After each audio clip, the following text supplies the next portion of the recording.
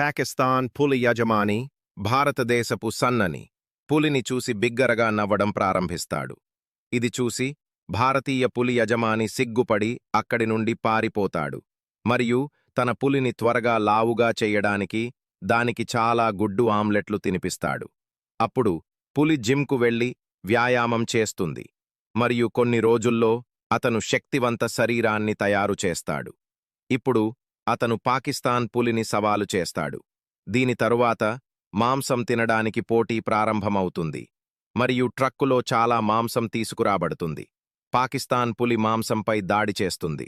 దీని కారణంగా పాకిస్తాన్ ప్రజలు మన పులి గెలుస్తుందని అంటున్నారు. కానీ ఇక్కడ భారతీయ పులి కూడా మాంసం తింటుంది.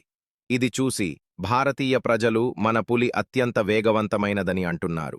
కానీ రెండూ సమాన మాంసం తినడం వల్ల అలసిపోతాయి. ఇప్పుడు దాని నిర్ణయం ఓటు వేయడం ద్వారా ఉంటుంది. మీరు పాకిస్తాన్ను గెలవాలనుకుంటే కామెంట్ చెయ్యండి మరియు మీరు భారతదేశాన్ని గెలవాలనుకుంటే లైక్ చేసి సబ్స్క్రైబ్ చెయ్యండి. విజేత ఎవరు అని చూద్దాం.